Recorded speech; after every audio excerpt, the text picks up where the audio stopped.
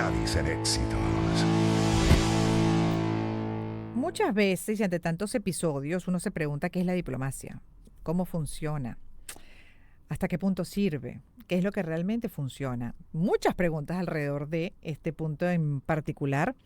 Y bueno, con Dylan Pereira, licenciado en Estudios Liberales, analista político, editor en jefe de la revista Diplomática, vamos a hablar de la diplomacia, conocer un poco más de este mundo. Y a propósito, pongo solamente en contexto, y por eso es que también, bueno, uno muchas veces se pregunta esto que acabo de asomar. Por ejemplo, recientemente, esto lo leo de unionradio.net, el canciller Iván Gil advirtió a su homólogo colombiano, Luis Gilberto Murillo, que Venezuela no va a aceptar más comentarios que pudieran generarse desde la Cancillería colombiana contra el país, los cuales pudieran tener consecuencias, y afirmó que la diplomacia colombiana se ha convertido en una diplomacia de micrófono. Cito parte de sus palabras que escribió en Telegram: no toleraremos una palabra más sobre la patria de Bolívar, las consecuencias las lamentará profundamente, ya se lo hemos advertido. Basta de hablar de Venezuela, que desde acá podemos dar lecciones al mundo de democracia verdadera, subrayó, repito, Iván Gil. Aquí me detengo. Dylan, buenas tardes y bienvenido. Dylan, te escucho. Creo que tienes el micrófono silenciado. Muy Ahora buenas sí. tardes, Gaby. Un placer saludarte a ti y a toda tu audiencia. A ti gracias por estar con nosotros porque conoces bastante bien de este tema y contigo repasar cuáles son esos principios de la diplomacia y cuáles son esos terrenos en los que no puede entrar la diplomacia, ¿no? Y a propósito de estas palabras, por ejemplo, el canciller venezolano, pero bueno, podemos así poner cantidad de ejemplos en el mundo ante conflictos también bilaterales, mundiales, en fin, cuán comprometida se ha visto muchas veces la diplomacia de los países. Pero es que hasta dónde pueden llegar y cuál es la función del diplomático.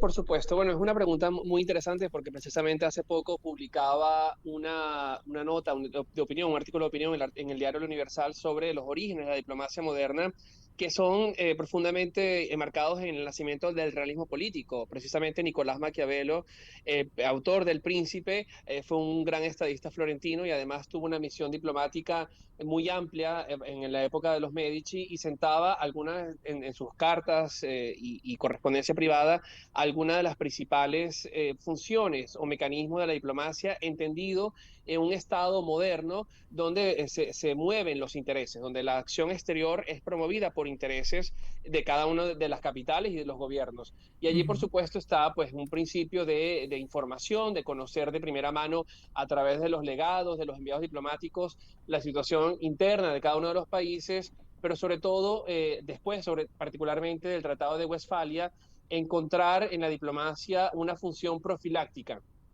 a los conflictos o a las guerras que se puedan suceder entre diversos estados. Y precisamente el fundamento último de la Organización de Naciones Unidas y todo el multilateralismo que se ha construido en torno a ella es precisamente promover la paz y la seguridad internacional. Ahora bien, son premisas que, como bien has hecho referencia, pues hoy en día vemos una serie de conflictos, de focos de inestabilidad política internacional que nos hacen cuestionarnos legítimamente cuál es el alcance de la Ujú. diplomacia. Y como último comentario al respecto, pues la diplomacia precisamente está para evitar que estas confrontaciones que estamos viendo hoy en día se multipliquen, se sucedan y evitar un estado de caos global, que es lamentablemente el escenario que lamentablemente se acerca día a día. Claro, parte del arte del diplomático también es poder comunicar, ¿no? Digamos, tratar de llegar al fondo de los temas de interés para el mundo, para los países y para las poblaciones, cuidando la forma, ¿no? Lo que llaman políticamente correcto. Por supuesto, bueno, precisamente la Convención de Viena de Relaciones Diplomáticas de 1964, en el que se regulan las relaciones diplomáticas entre los países, donde se llevan a cabo los acuerdos sobre las inmunidades y los privilegios que gozan los diplomáticos en el mundo entero, que deben ser garantizados por los estados de receptores, pero también mecanismos de respuesta y de acción, como es el caso del principio de reciprocidad. Y hemos visto en varias oportunidades cómo ante la contestación de una cancillería por un disgusto en particular ante una declaración de otro país, pues se han tomado medidas como la expulsión de algunos diplomáticos, de la declaración de personas no gratas o incluso en un extremo la ruptura de relaciones diplomáticas y consulares, pero que es siempre la última opción dadas las repercusiones que tienen en la vida comercial, política, económica, social e incluso en la protección de los coterráneos que habitan en países Ujú. extranjeros. Y a veces nos afecta lo comercial, a veces se llama consulta a los embajadores, etcétera. Bueno, se interrumpe la relación política, pero no así muchas veces la dinámica comercial entre países.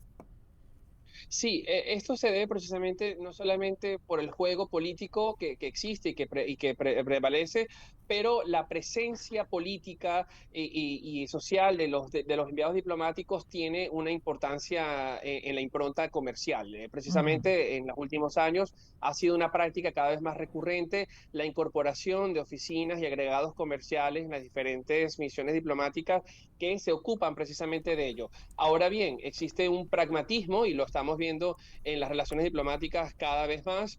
Un caso concreto precisamente es la guerra de Rusia contra Ucrania, que pese a la ruptura de relaciones políticas de la Unión Europea con el Kremlin, la retirada de muchísimos diplomáticos de Moscú y viceversa, pues existe una relación comercial todavía vigente a pesar de casi 15 paquetes de sanciones por un motivo muy particular como es el caso de la seguridad energética.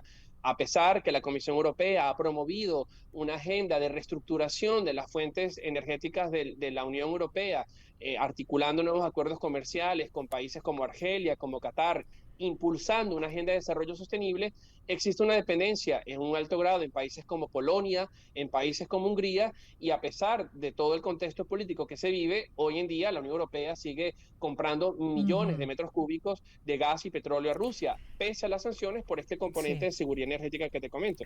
Es que a veces la percepción, y por eso muchas veces también la gente cuestiona lo que es la labor, en este caso diplomática de los países, ¿no?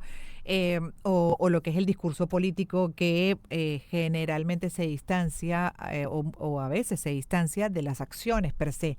Por ejemplo, en una diatriba, en un conflicto, por un lado va el discurso político, pero por otro va esas relaciones que mencionas que muchas veces se mantienen y hasta se fortalecen o se comienzan otras, ¿no? Entonces, como tú lo llamas pragmatismo y quizás para algunos pues sí, es pragmatismo, pero por otro lado para otros es una gran doble moral que perjudica a las poblaciones, incluso sobre todo cuando hay violaciones de derechos.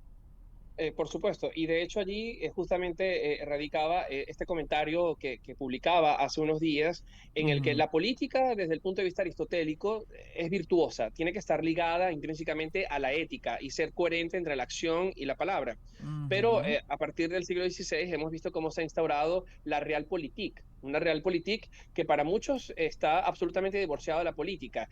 Y allí nace precisamente el espacio cívico donde clamamos desde los medios de comunicación, las organizaciones no gubernamentales y diversas expresiones de la sociedad civil el retorno de esta política virtuosa, de una política coherente. Ahora bien, hay intereses de Estado o la famosa llamada razón de Estado que muchas veces prevalece por encima del fundamento ideológico o moral o axiológico de las acciones políticas.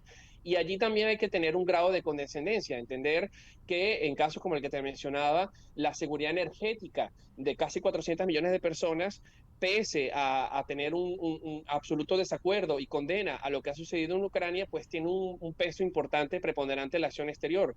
Y Mm. allí se ha movido el juego geopolítico de los últimos años y naturalmente pues esta acusación de cierta doble estándar que muchas veces se ha aplicado, como también lo estamos viendo precisamente en el caso de Gaza en la guerra de Israel contra Hamas.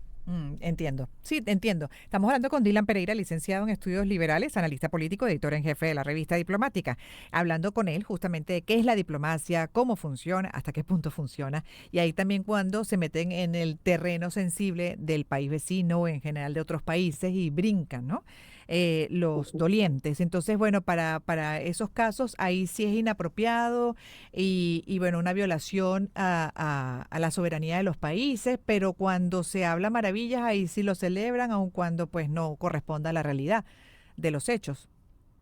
Sí, absolutamente. Y un caso muy concreto que es este complejo juego de balances y equilibrios en una cuerda floja, que es justamente lo que vemos en el escenario internacional hoy, un escenario volátil, con una capacidad de escalación única de diversos conflictos y evitar una catástrofe mayor o evitar el mal mayor. Y en un caso concreto me refiero a lo que está sucediendo en este momento con la presencia de fuerzas norcoreanas en el territorio, en la frontera entre Rusia y Ucrania. Ujú. Estamos en una diatriba, u Occidente se enfrenta a una diatriba justamente en el marco de las elecciones estadounidenses, sí se podrá, y de hecho Zelensky, el presidente Zelensky se encuentra en este momento en Berlín, en Alemania, pidiendo a los aliados de la OTAN poder atacar como objetivos legítimos las tropas norcoreanas que se encuentran en la frontera entre Rusia y Ucrania.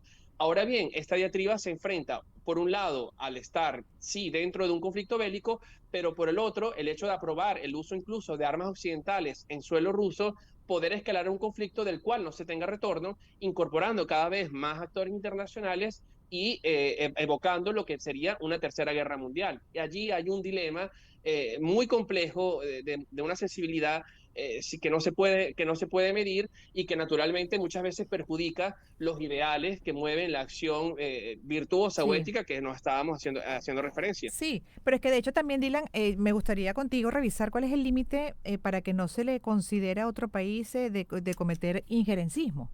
Porque entonces lo que digo, ¿no? Y subrayo, cuando se manifiesta a favor y qué maravilla ese país, y qué maravilla ese sistema, ahí sí no hay injerencia. Pero cuando lo cuestiona, ahí sí hay injerencia. Entonces, ¿cuál es el límite? Porque no deberían entonces ni pronunciarse ni para una cosa ni para la otra. No, allí sí es Ajá. importante porque tenemos que recurrir al derecho internacional. El derecho internacional es el que nos da luces de qué es considerado una acción de injerencia o de intervención o no. Por ejemplo, lo que está sucediendo en este momento con las violaciones confirmadas del derecho internacional humanitario en la Franja de Gaza requiere la intervención y la acción inmediata de todos los estados del mundo y de todas las personas. Existe un principio de corresponsabilidad internacional ante crímenes de lesa humanidad, ante crímenes de odio, ante crímenes de agresión y que requiere la acción inmediata de todos los componentes o los actores que puedan estar Ujú. involucrados o que tengan capacidad de accionar. Y en este caso, incluso la omisión en estos procesos podría llevar ante delitos penales internacionales. Y de hecho, de allí nace la idea precisamente de crear en 1998, con el Tratado de los Estatutos de Roma, una Corte Penal Internacional, permitir juzgar a un nivel supranacional aquellos crímenes que atentan contra la dignidad de la persona humana, ocurran donde ocurran. Y Ujú. allí hay un principio de corresponsabilidad y de preservación del derecho internacional humanitario que debe ser correspondido y respetado y promovido por todas las partes. Y de hecho, precisamente en el caso del derecho internacional humanitario, el hecho de ser signatarios, en este momento hay 196 estados que son signatarios de los convenios de Ginebra, obligan a una vigilancia de la implementación correcta y apropiada de estos mandatos. Mm.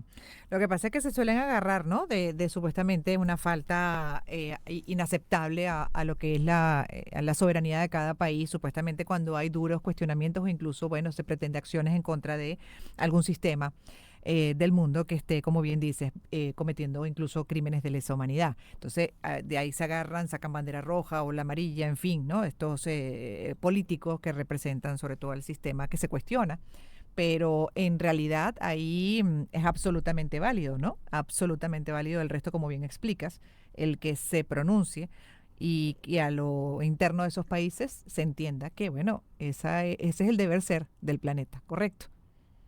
No, y naturalmente, Gladys, yo creo que estamos viviendo una era de globalización en el que Ujú. particularmente los movimientos sociales, en una era 5G, pues hay una solidaridad internacional y el hecho de defender causas, sin importar donde sea que estemos, comprendiendo esta localidad, esta afectación e interacción entre lo que sucede en la escena local de los países y sus repercusiones a nivel internacional y viceversa. Y por ello es importante este trabajo de advocacy en favor de la democracia, de los derechos humanos, ocurra donde ocurran las situaciones. Y allí hay una serie de herramientas y mecanismos que se han fortalecido y que Naciones Unidas las ha reconocido, incorporando sobre todo a los más jóvenes en estos procesos y naturalmente en este llamado permanente a la resolución pacífica de los conflictos, como lo tipifica el artículo 33 de la Carta de Naciones Unidas, que es en definitiva lo que debe guiar las relaciones internacionales, no el uso de la violencia, sino el uso del diálogo, de la negociación, de mecanismos de buenos oficios y de intermediación en aras de evitar conflictos mayores